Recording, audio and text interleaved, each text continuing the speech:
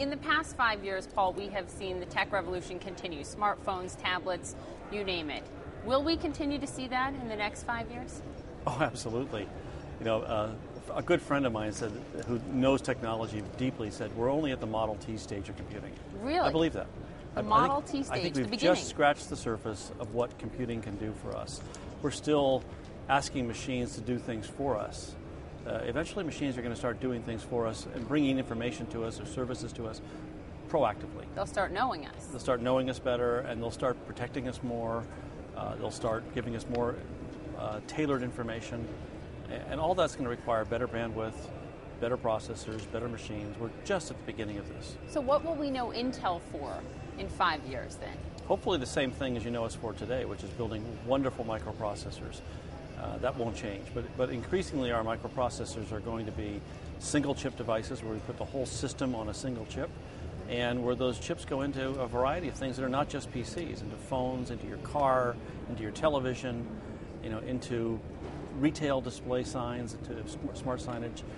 The world that you saw in the Tom Cruise movie is going to happen. The Minority Report? Yeah.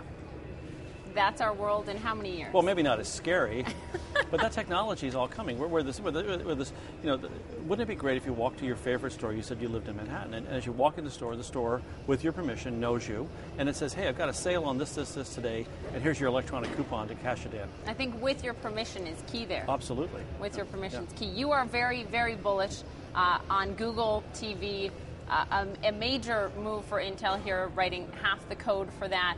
The release this fall, some have said September. Is that when we'll see Google TV roll out? No, it's this fall. We start shipping our chips in this month, but the chips go into the systems, which then get released later in the fall. Google TV will directly compete with Apple TV, and you've talked about the fact that Apple TV is more simplistic, that Google TV is more advanced, using Intel's Atom chip.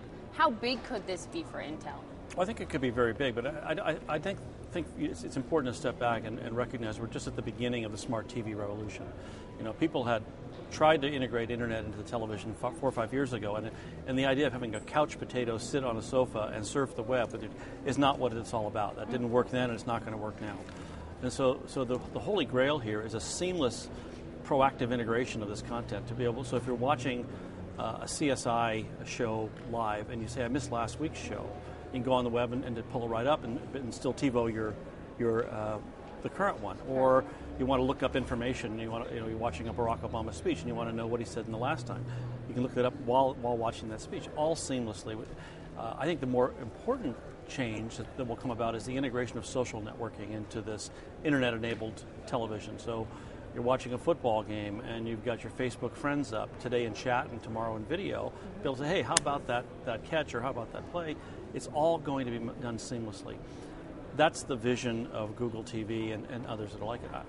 I'm not going to criticize Apple. I think what they've done is they've made it very simple, and they've made it a streaming device for protected content. And there is a market for that. I think there's a bigger market for a deeper integration of the internet into content. Will Google beat Apple in this realm at least? Who knows?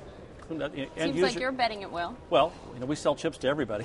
Apple's a customer too, but I think it depends on how the model deploys. I mean, television manufacturers are building increasing amounts of compute power into their TVs to get rid of boxes and cables and things, and to make those TVs, more potent. And it helps them protect their selling prices because the TV is now smarter, and they can afford to invest a bit more.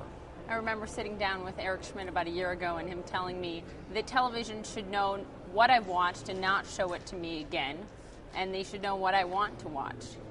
Are we approaching that?